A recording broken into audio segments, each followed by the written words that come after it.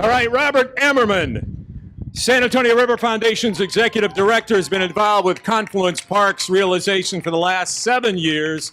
Now, he is a lifelong maker and complex problem solver, but with a career that spans all kinds of stuff: architecture, sculpture, technology. He founded a New York City technology company, back in 1996. That required 20 years of hard-headedness before admitting that the virtual world is no place for a maker. And raised on a barrier island in rural South Carolina, his ties to water, rivers, and happily creating messes, is that correct? Seems to be a lifelong pursuit. Please give a warm South Side of San Antonio welcome to Robert Amerman!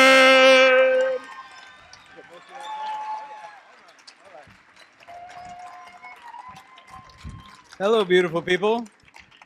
Before I get started, I'm going to try 2 PSAs of my own. Number 1, welcome to San Antonio River Foundation's Confluence Park.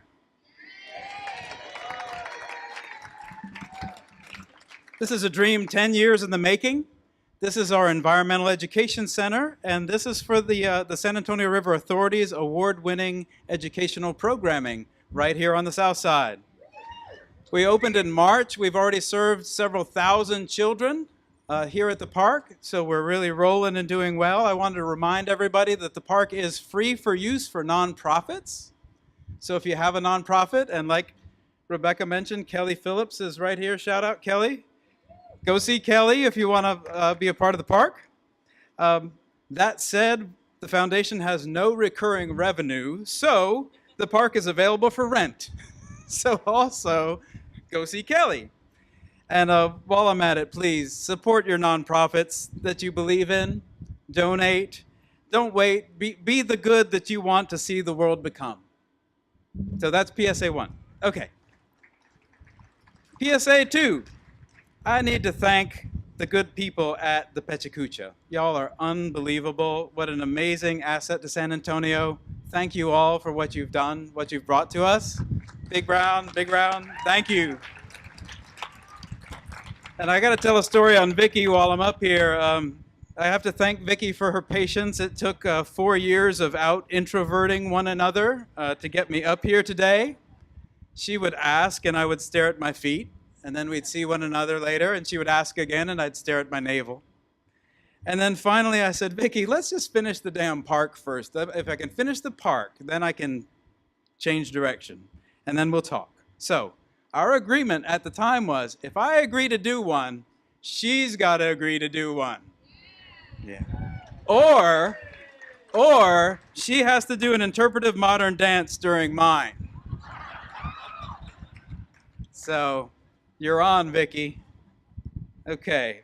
You know, over the years, the PKs have become quite profound. They've been quite beautiful and moving. And I'm here to tell y'all that I'm taking it back to its PK roots. I don't think I'm going to say a profound word the whole time. So I'm taking it back to trying to get architects to not talk too much. So Vicki, you decide if you're going to do the interpretive dance. Y'all ready for PK 30 at Confluence Park? All right. I'm going to mash the go pedal then. Giddy up. All right. I am a lifelong maker. The process of making is my joy, my passion. This is the tale of how a pile of hand-me-down Legos sparked a child's imagination, how a lifetime of making led to participate in creating the park we are in tonight, how key people over the course of my life guided me along the way. My story starts with a pile of hand-me-down 1970s Lego bricks, just plain bricks, not the souped-up sets of today. I'm talking about how a pile of possibilities developed my critical thinking skills at an early age. This story also hinges on my family, Exhibit A, in no small part driven by my mother, who is still making matching outfits for each of us. My family is entirely made of makers, a clan of dressmakers, architects, builders, equipment operators, custom car painters, and jewelers. I come from a tradition where if it was needed, it was made.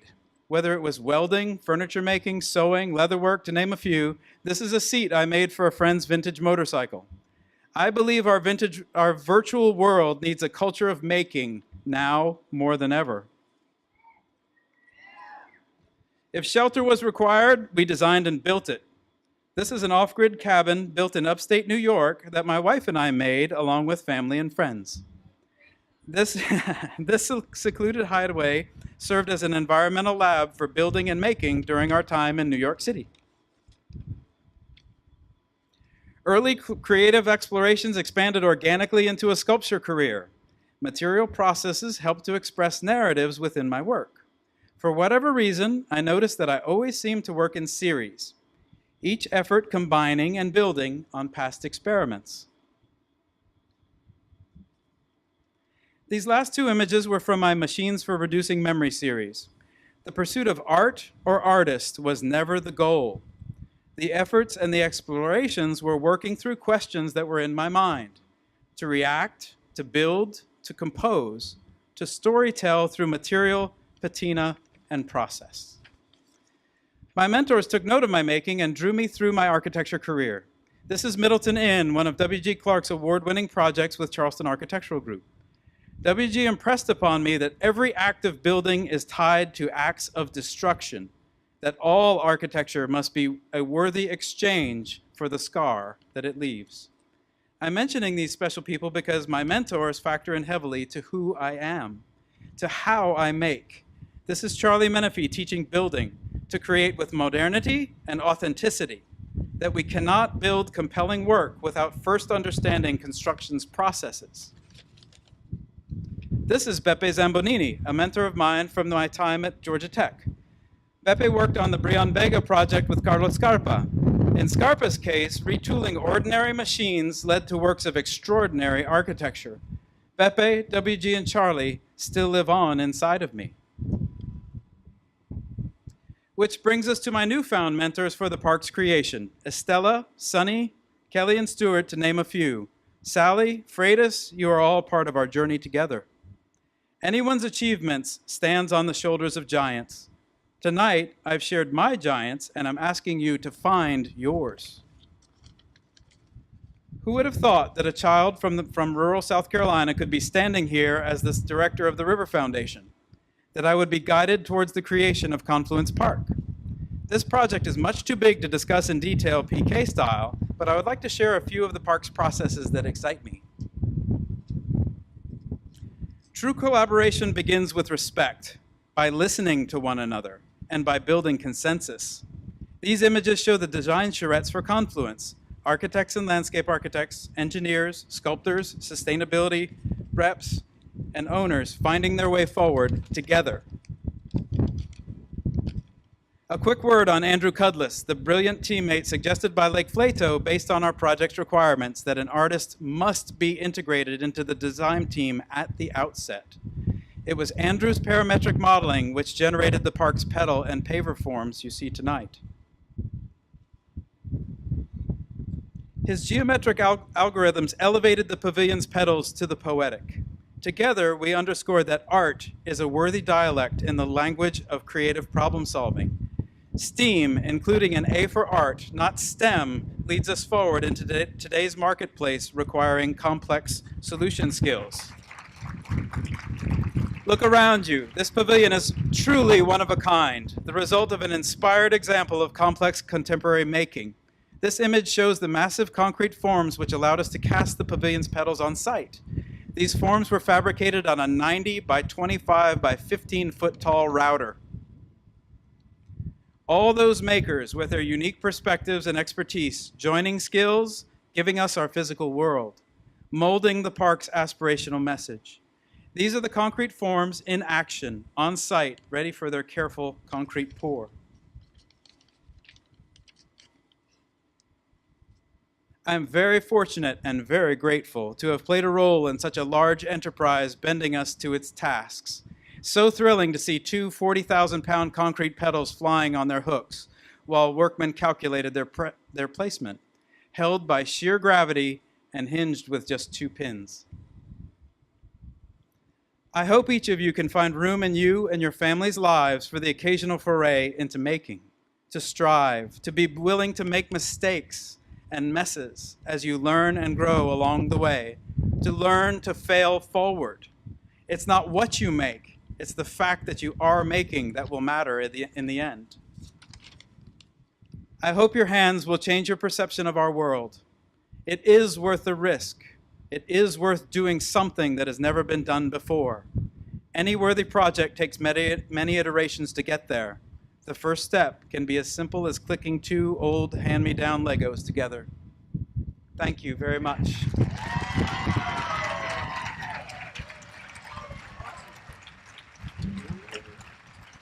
Give him a hand. Robert Amerman. Wait. Okay, I believe. All right, they're both on now. Is this thing on? This is where you get really non-introverted. Let's see. I guess that would be extroverted. Is it working? Test. Sorry. Hello. Okay. Just a couple of things about this before, and by the way, I think he was very profound with the STEAM reference, and also tell me about where you got the worthy exchange of the scar in exchange. That was a mentor of mine that talked about the nature of architecture, and whenever we build, we're building with material, and material comes from somewhere, and in the process, we're marking the ground, and in marking the ground, you're making a scar. So let's make sure whenever we build something that it's worthy, that it's actually worthy of the exchange, that we don't just don't build artifice, don't build crap, build something that matters. And I think this park is an example of build with authenticity, build something that matters. I think. See, that's profound. And now take us back a little bit to the more mundane things of how this got started, when you came into the process, and how tough was it to get this built? Because I know it took a few years of being an introvert and getting out of her claws. Well, I can't take all night with that story, but this has been a 10-year process overall. I've been involved in the last 6 or 7 years. Freitas is out here. I know you're there, Freitas. There he is. That's 12 years right there. Estella Avery was on it at least 10 years. So it began as a dream, and it took an awful lot of hard-headedness from a lot of talented people being told no, being told that it can't be done, that you can't raise the money, you can't build it. And we just kept looking them in the eye and saying, "You're wrong. We're going to do it." And what do we're you under it tonight? What do you call it? This.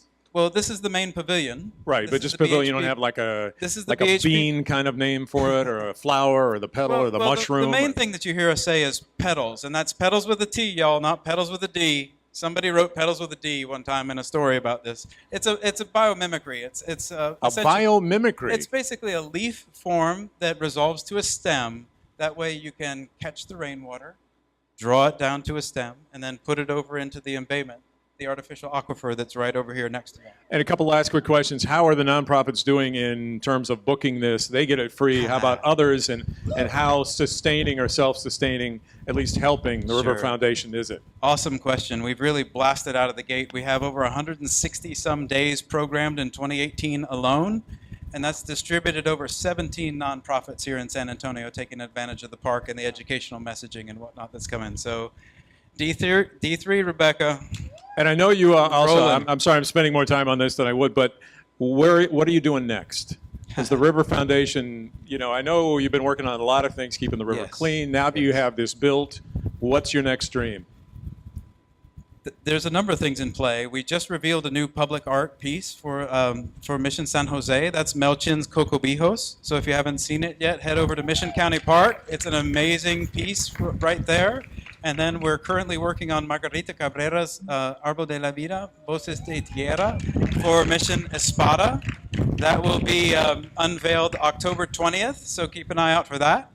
And my near-term dream is I want to see us go all the way to the Blue Hole and connect up the museum reach. That'd be awesome. And once we do that, then we've got 240 miles to get all the way to the Gulf. Is there going to be a public push for that soon?